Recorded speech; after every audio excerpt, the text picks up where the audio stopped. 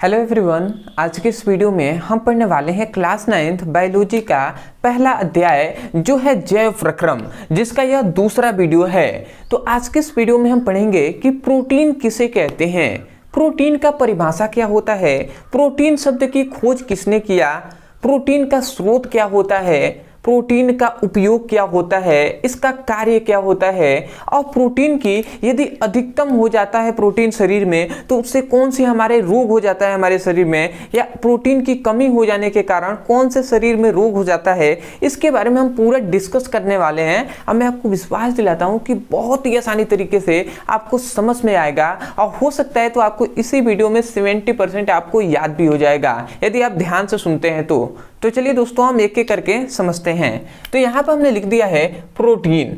सबसे पहला आता है प्रोटीन किसे कहते हैं, तो ध्यान से याद रखेंगे कि कार्बन, हाइड्रोजन, ऑक्सीजन और नाइट्रोजन, ये चार याद रखेंगे। कार्बन, हाइड्रोजन, ऑक्सीजन और नाइट्रोजन, ये चार चीज जब मिलकर क्या बनाते हैं, जब कार्बनिक यौगिक का निर्माण करते हैं तो वही क्या कहलाता है, जो यौगिक होगा वही प्रोटीन कहलाएगा।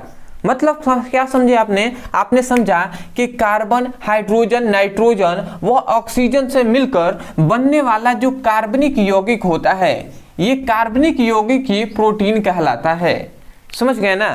तो आप डेफिनेशन क्या लिखेंगे, आप लिखेंगे कार्बन, हाइड्रोजन, ऑक्सीजन व नाइट्रोजन से मिलकर बनने वाले कार्बनिक पदार्थ को या कार्बनिक यौगिक को प्रोटीन कहते हैं या कहलाता है। तो आशा करते हैं कि आपको प्रोटीन का परिभाषा समझ में आ गया होगा, ठीक है। और ऐसा नहीं है कि प्रोटीन केवल इन्हीं चारों से मिलकर बनता है, परंतु हाँ ज्यादातर प्रोटीन किससे, इन्हीं से मिलकर बनता है, तो इसलिए ये इसका डेफिनेशन हो जाएगा।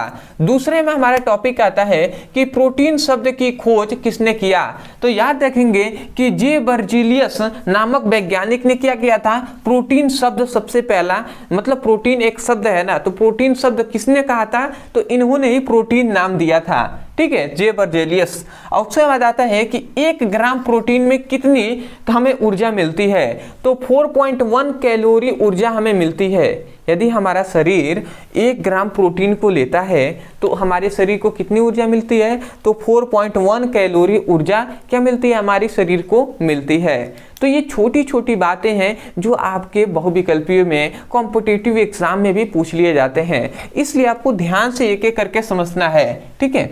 उसके बाद आता है कि प्रोटीन का स्रोत क्या है, प्रोटीन का स्रोत क्या है, सॉरी एक मिनट मार्कर थोड़ा सा, देखिए प्रोटीन का स्रोत क्या है, तो प्रोटीन के निम्नलिखित स्रोत होते हैं। क्या होते हैं, निम्नलिखित स्रोत होते हैं। तो इसमें सबसे पहला आता है आपका सोयाबीन।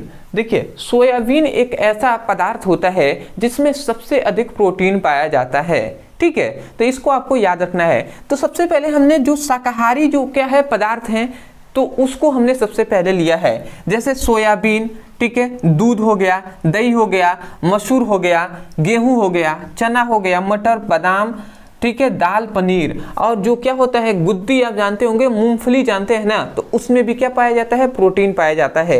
इस तरीके से आप इतना याद रखेंगे, और भी बहुत सारे होते हैं, परंतु जो इंपॉर्टेंट है वो हमने यहाँ पर लिख दिया है। उसके बाद आता है कि मांसाहारी चीजों में कौन से हम चीज खाएं जिससे हमें प्रोटीन मिलेगा, तो जो क्या है मीट है, जो मतलब क्या कह सकते हैं हम, क्या है, मांस है, मच्छी है। उसके बाद आता है आपका जो अंडा है, ये सभी क्या हो जाएंगे, इसके एग्जाम्पल हो जाएंगे। तो ये मांसाहारी के लिए है और ये शाकाहारियों के लिए है। तो आशा करते हैं कि आपको प्रोटीन के जो स्रोत हैं जिनसे प्रोटीन हमें प्राप्त हो सकता है वो बातें आपको पता चल गई होगी। अब हमारा आता है अगला टॉपिक जो है प्रोटीन का उपयोग, या ऐसे कह सकता है कि प्रोटीन का कार्य क्या है।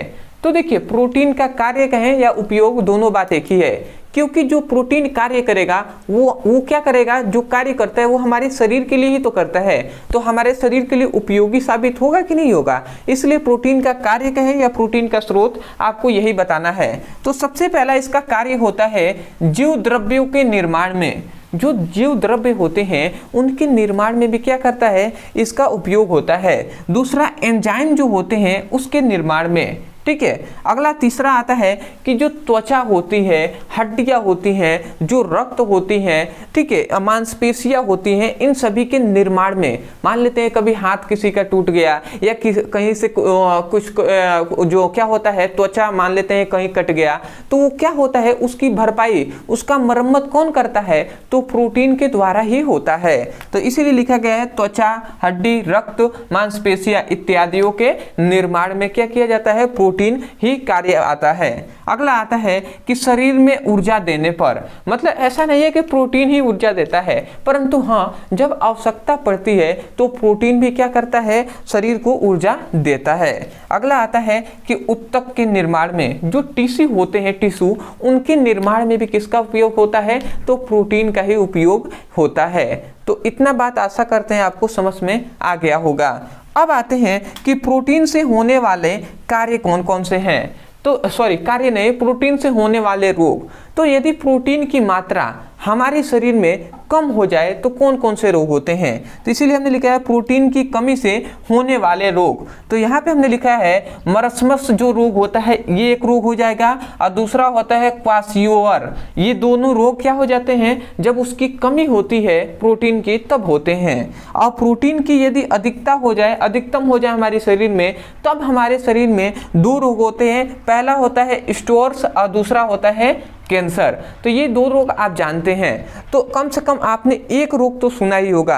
ये तीन रोगों के बारे में आप केवल नाम से याद रखिए कि हाँ ये रोग होते हैं। वैसे मैं भी नहीं जानता कि ये कैसे, किस प्रकार ये रोग कार्य करते हैं, ऐसा मुझे नहीं पता, बट हाँ मैंने याद किया था, मुझे पता है, मैंने भी जो टीचर से अपने पढ़ा था तो उन्होंने ये बताया था, तो मैंने आपको बता दिया। अदरवाइज अगर आप चाहें तो इन सभी को याद रख सकते हैं, क्योंकि आपको भी कहीं भी अगर कोई भी पूछते हैं तो आप उनसे बता सकते हैं। तो आशा करते हैं आप समझ गए होंगे।